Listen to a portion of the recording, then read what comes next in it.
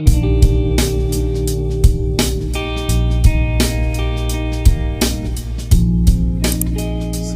now. Today we're working with Sapele wood. This is an African hardwood known for its warm color, great durability.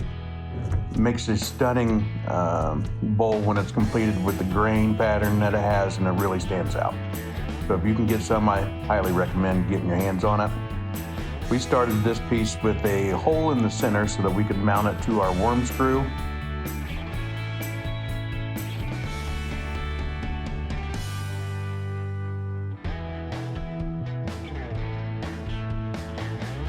Once we get in on there nice and secure, make sure it's not going anywhere.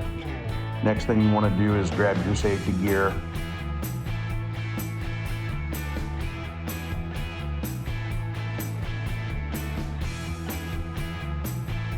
This blank is slightly off balance, so the first thing we want to do when we start cutting this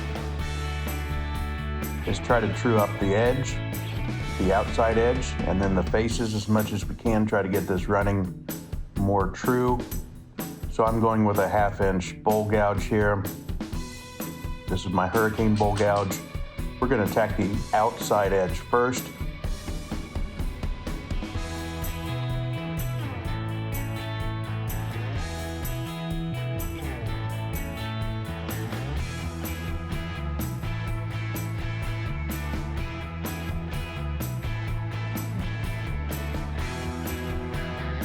Since this is a back to basics video, I am going to address the ABCs of woodcutting. Anchor your tool on the tool rest. Find the bevel on your tool and begin the cut.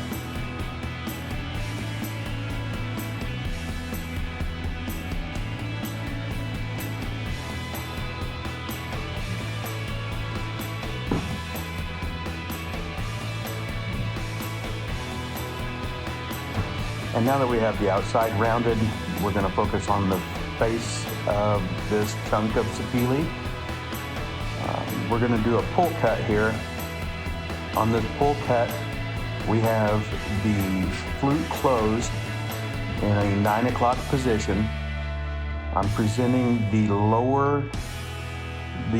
lowest edge of my tool, which on this case would be the left wing of my tool, of my bowl gouge. Now we're transitioning into a push cut.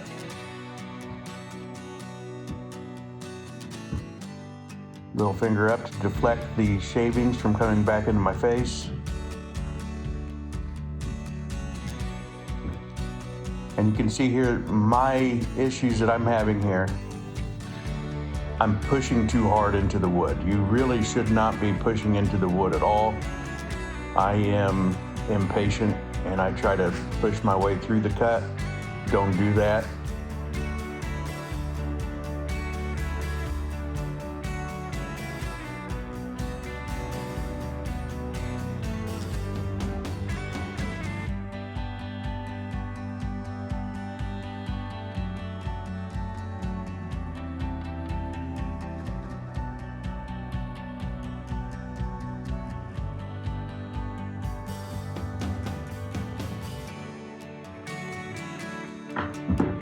I noticed there was still a fair bit of vibration in this bowl, so I wanted to try to negate that by truing up the face of the bowl as well.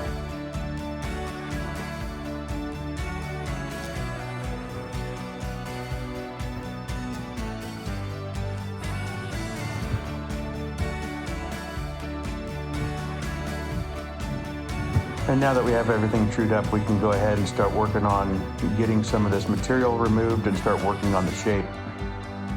Once again, ride that bevel on that cut. You can see where the bevel of my bowl gouge is resting against the cut.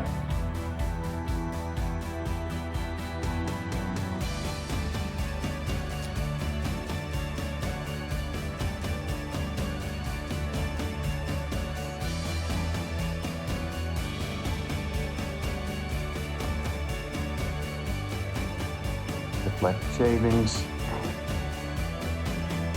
This piece of sapele that I have is a very old piece. This came from my grandfather's wood shop, so there's a strong chance this piece of wood is 20 years old plus. So it's very dry and it's very dusty, and the shavings coming off of there were what I call pointed. They kind of stung when they hit the hand, so I didn't want those hitting my face.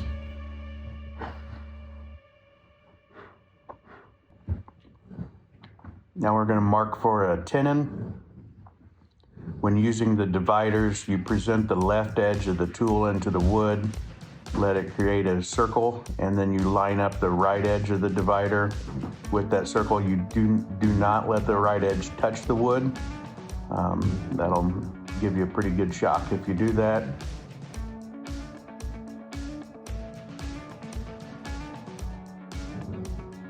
Now we're going to do a little peeling cut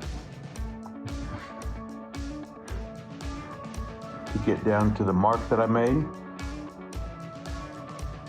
Pull cut back to smooth that out.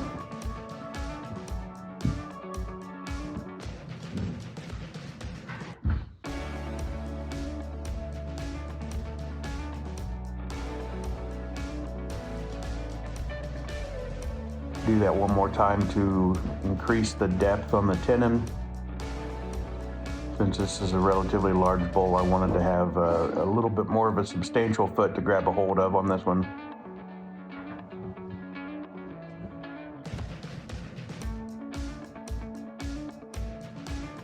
Get into that, into the crevice there on the foot. Your flute's almost completely closed at 9 o'clock again. Just clean up that angle. The most important thing here, the jaws that I have are not dovetail, so I'm trying to get a straight edge on that. But you want to make sure that the bowl on the outside of your tenon is completely flat, because that's where the jaws are going to rest. Now we're coming back in, just adding some detail. And since I precisely measured the size of my tenon, when I mount this into my jaws, it's not going to leave a mark on that tenon. So I want to go ahead and finish this side of the bowl, so that way we don't have to turn it around for a second time later to finish this up. So I'm using a scraper here with a little notch taken off on the left side of it, so I can get into that detail inside that tenon. We're just going to make it nice and smooth, make it look like a finished foot. Obviously, we want to hide the fact that this is a tenon for grabbing with our jaws and make it look like it was designed to be there, which technically it is, just with a purpose. So once I've established the size of the foot that I want, once again, since this is a large bowl, I wanted to leave it wider so that way there is more substantial gripping power. Here, I presented the tool and I let it grab on an unsupported edge. I had right there, had the flute pointed straight up, which is not what you want to do. That was a rookie mistake, but I'm glad you got to see that. The wood grabbed on an unsupported edge. It yanked the tool kind of out of my hand a little bit, and that's when you get a catch, and I have to go back and clean that mistake up. So now we're going to roll a bead on either side of our tenon. Learning from my mistake here, doing a peeling cut. Got the tool flute closed and just pulling across the bevel or pulling across the wood. Going back in with my scraper to clean up the inside of the foot.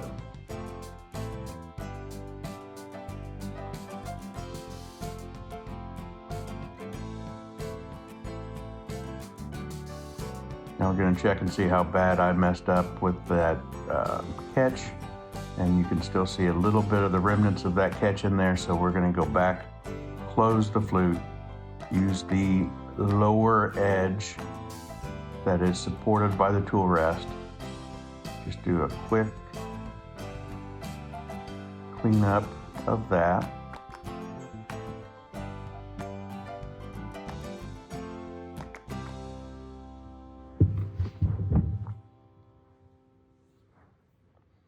Use a scraper to hopefully take care of any tear out that was there. Quick tip on the scraper: whenever using a scraper, you want a less than 90-degree cut. So you need to raise your handle, drop the cutting edge slightly, so that way you're not at 90 degrees. 90 degrees or higher than 90 degrees, you're gonna have a catch, more than likely.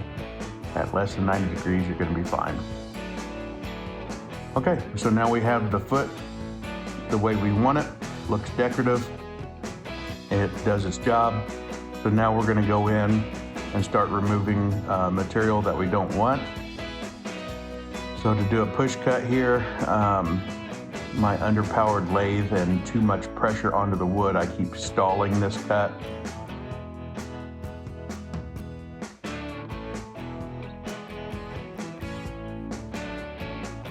But the main goal of these cuts is just to remove waste. I want a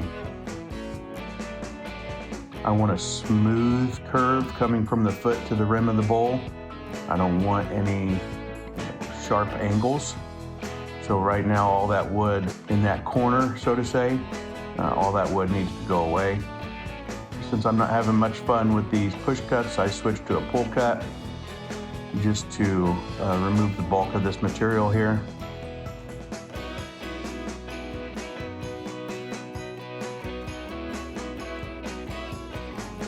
And once I've got a relatively good looking curve, something that looks good to me, then we go back in and try to refine this curve.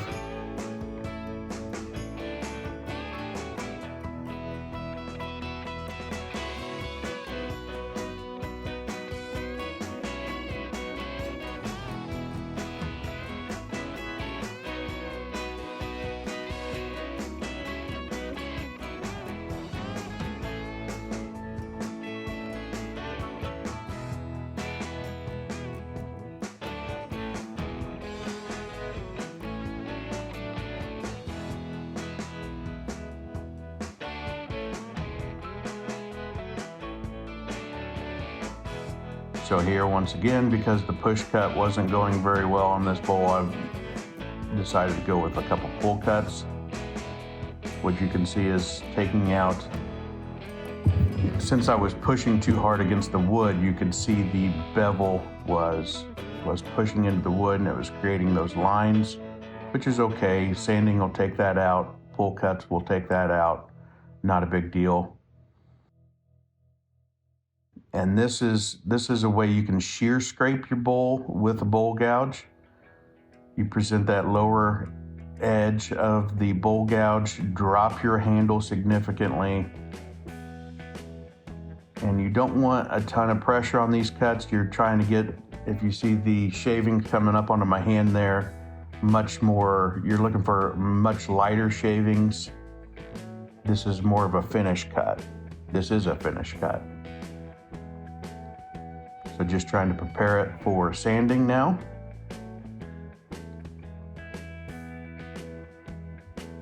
Since this wasn't the best finish presented off the tool, I decided to go ahead and do a little bit of scraping to try to get some of the tear out removed. Once again, we're raising the tool handle, lowering the cutting edge, cutting at right around center on the bowl.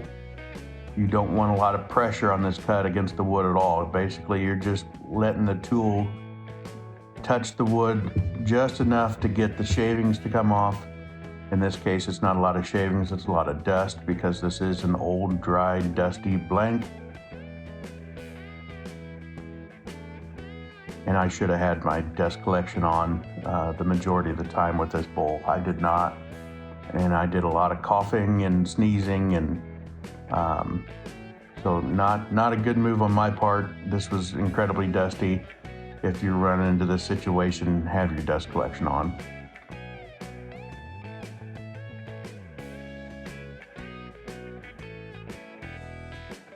Since this is old and dusty and I didn't have the greatest finish off the tool, I started with 120 grit.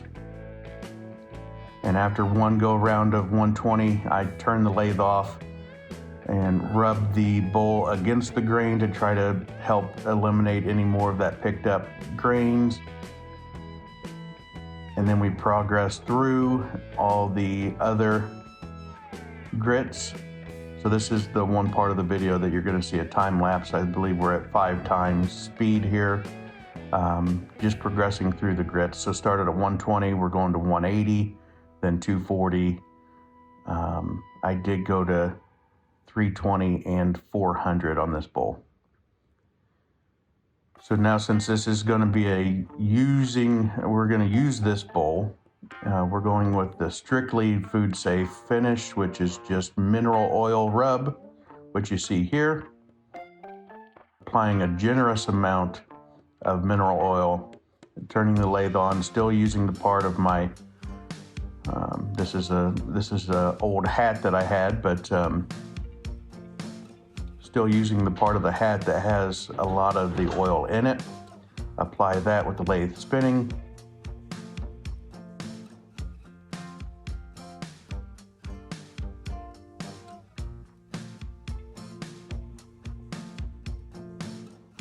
Now you're going to see me cut there. I let that oil sit on the surface for a good 5 minutes. Since this is old and dusty, we wanted that really to soak in. Turn the lathe back on, buff off the oil, and now we're going to apply the beeswax. So beeswax goes straight onto the surface with the lathe spinning. Beeswax has a relatively low melting point, but this does have to be applied with some pressure there to get the wax onto the bowl. Grab the waxy portion of my hat, and we're going to apply a fair bit of pressure here because we want to heat up that bowl enough to make that wax melt and spread it out over the surface of the bowl.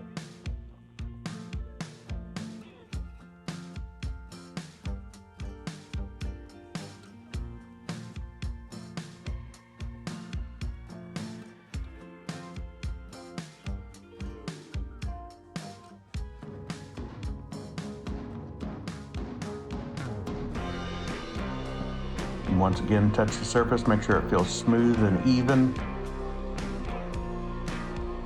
And that looks pretty good to me. So now it's time to switch this around. So I removed it from the screw. I'm putting on my larger chuck jaws here.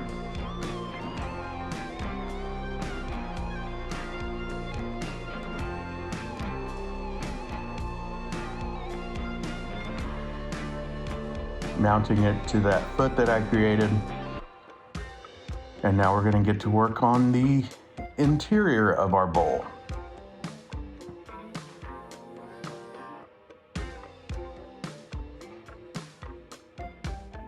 Since I didn't get very good access to the front of the bowl when I had it to begin with to face off that edge, the first thing we're going to do is a couple pull cuts on the front side of this. And then we'll begin hollowing it out.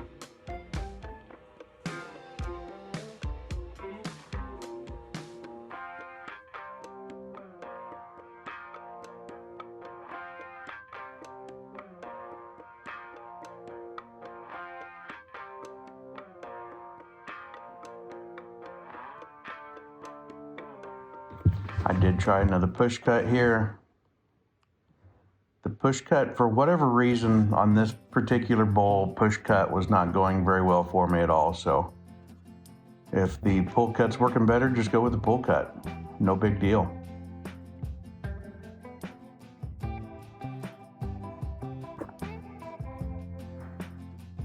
First thing I'm going to do is get to the bottom of the screw hole here. So when hollowing out a bowl, present your tool at 3 o'clock, your bevel pointed 3 o'clock, completely closed. Once you create a little bit where that bevel can ride inside of the little crease that you just made, then you can rotate the tool counterclockwise, open it up to what I say is about 130, the flute to about 130, and then proceed with the rest of your cut in. So it's closed, rotate it open right there, proceed with the rest of your cut until you get to the desired depth. Right now, I don't know exactly how deep I'm going. I was just cutting to the bottom of that wood screw. So once I get to the bottom of that, I stop and do it all over again. 3 o'clock, start your cut. You got a bevel, rotate it open to 130, take the rest of your cut. Just keep that bevel riding the entire time through. Once again, I'm pushing too hard, so I stall the lathe.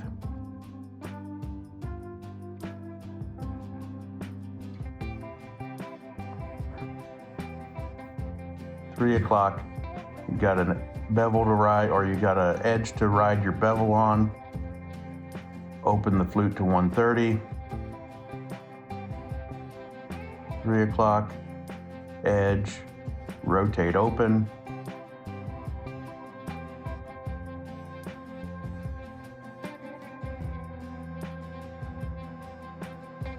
And repeat the process until you have a fair amount of the waste removed from the interior of your bowl.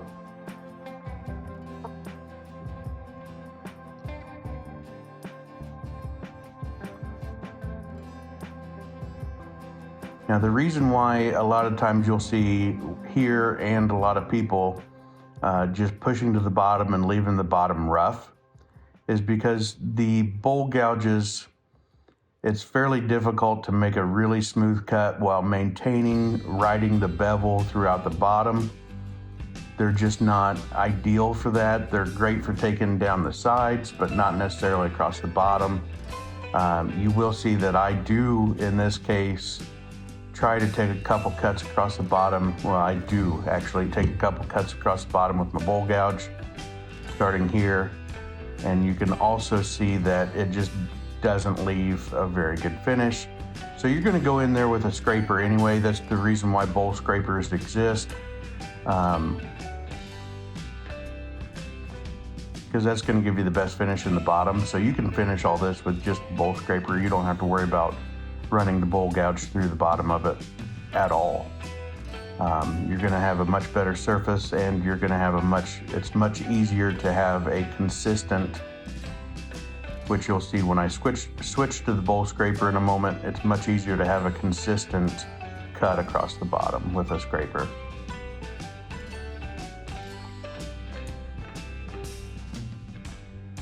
Now, as we get to the edge, you just need to be mindful of where the outside of your bowl is. That's where you see me reaching in to just feel how thick the wall is right there. If you feel where it's thicker, you can obviously take a couple cuts there. Pushing too hard against the wood, that's the theme of this bowl. I was not being very patient, not letting the wood come to the tool. I was pushing, and that's what you see when I'm jumping forward. When the tool jumps forward like that, I was just pushing too hard. Okay, so we decided we're going to take another cut on the outside here. 3 o'clock, create an edge, rotate the tool open right there.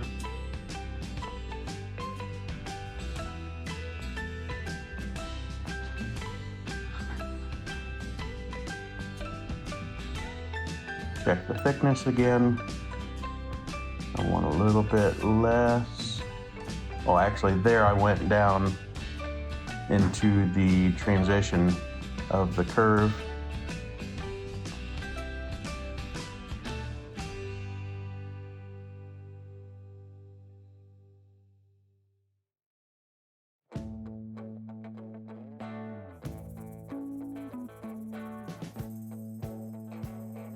Feeling for lumps where it gets thicker.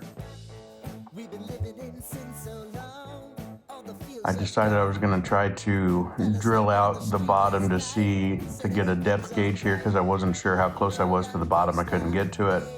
But after checking where I made that little indentation, that was actually as deep as I wanted to go there. So now I got my bowl scraper.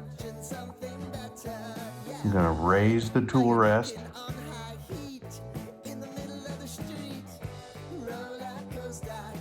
Cutting at center height, tool rest handle raised, and now you're just pulling it along. See how much smoother of a cut that gives you. And now it's just all about trying to transition to a very, very smooth curve. Do whatever shape you want here. A lot of people try to get a extremely consistent thickness on your bowl wall. Richard Raffin explains that that's rarely his goal.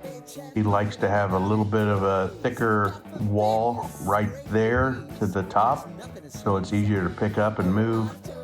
Do whatever you want here. This is wood turning is not a science. It's an art form. Do what you like.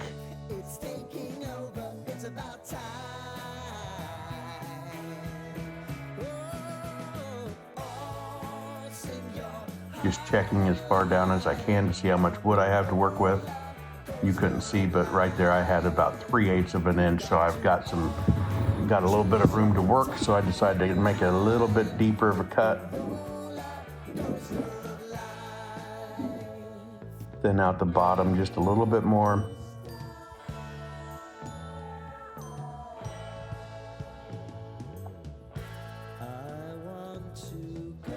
And now I'm going to try to make a finishing scrape here. I'm transitioning into the finishing cuts, so lighter pressure. I did leave an edge there, a little bit of a lump, so we're just going to try to smooth that out.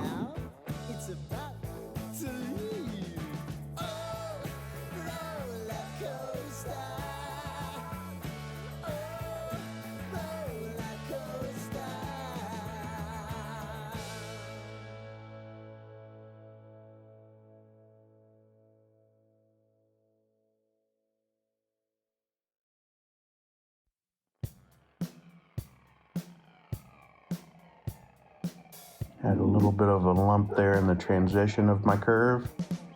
So just trying to smooth that out, make it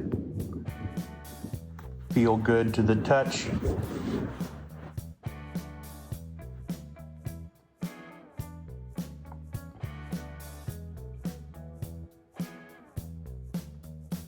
Gonna scrape the rim here, get that finished.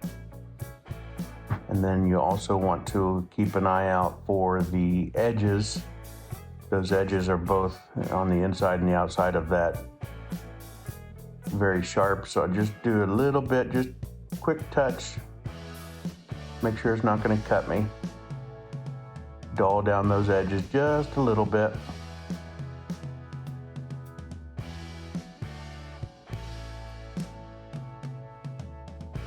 And now we start the sanding process. So I started off the same as the backside here. I started off at 120 on this one.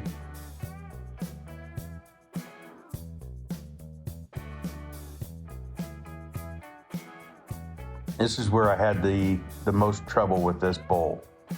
I had a couple spots of the end grain that had some tear out that just did not want to go away.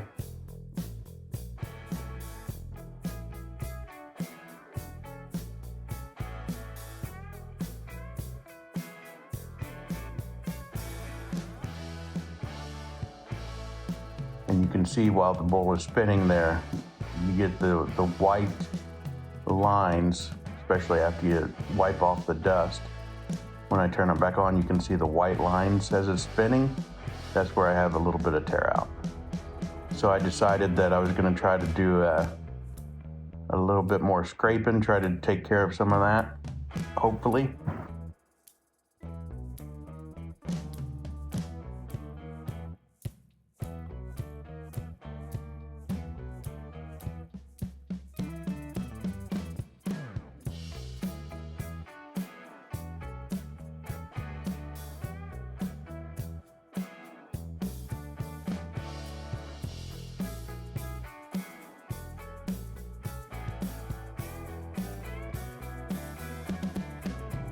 Doing a really light touch here. You can see that white line poke through.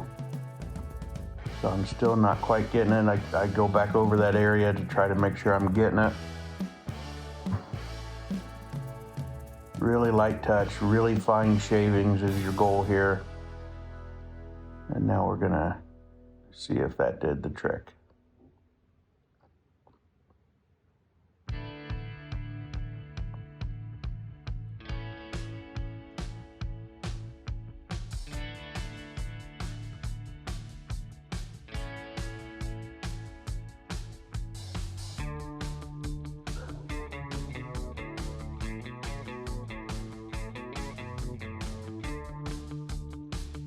Doesn't look like it did. Still got the tear out. Right there where you can see the end grain, flip it 180 and more tear out on the other side. So at this point I decided, okay, well it's not scraping out, so I'm gonna go with actually check that. I'm spraying a little bit of alcohol on it to get some of that dust out of there so I can see it a little bit clearer.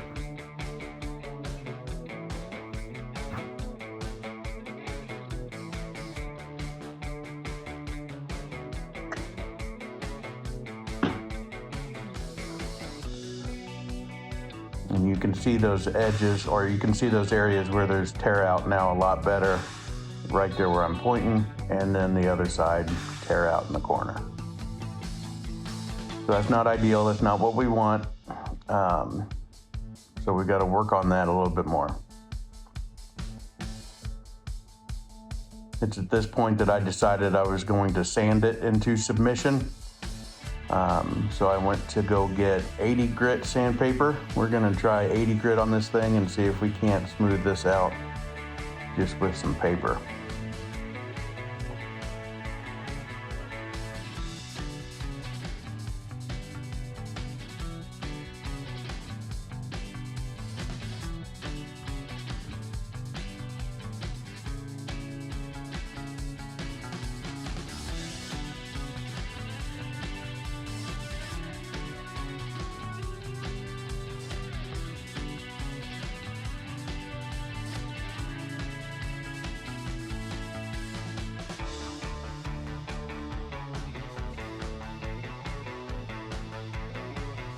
It does appear that it's helping, but I'm sure you can still see it. I can still see it. I'm trying to work it out there.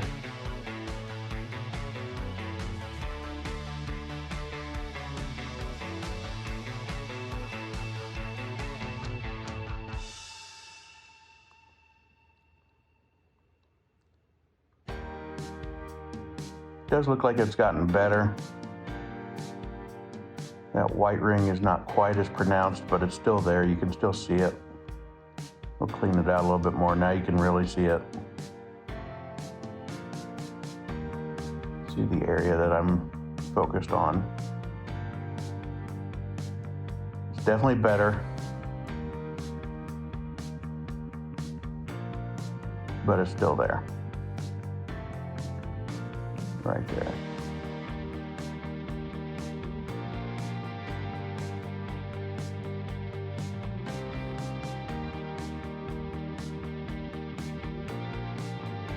And it's always going to be in the end grain, so it's going to be 180 degrees. You're going to have your two spots there. Not always going to be, but 9 times out of 10. So I decided, you know what? We went to 80 grit. Let's get out the 60 grit gouge here and really go to town.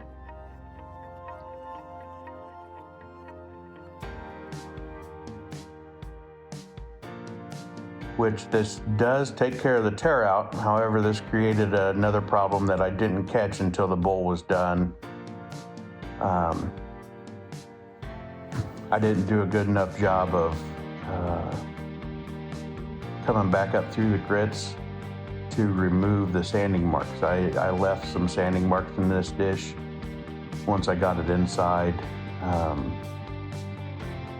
and you could really see it inside more so than outside when I was working on it.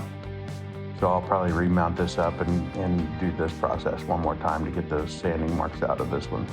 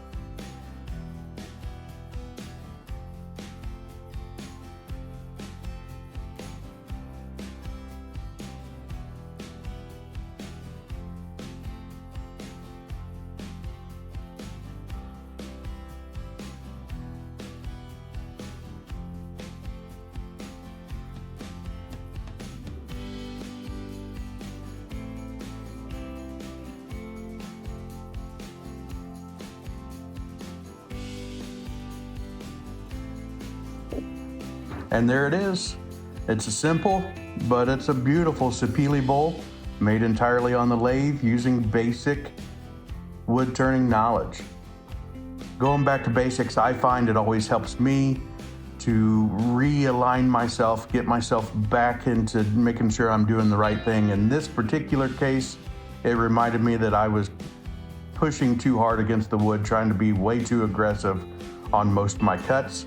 Hopefully you learned something from this video. Don't forget to like and subscribe. Leave me a comment down below to let me know what you want to see me make next. I appreciate you stopping by.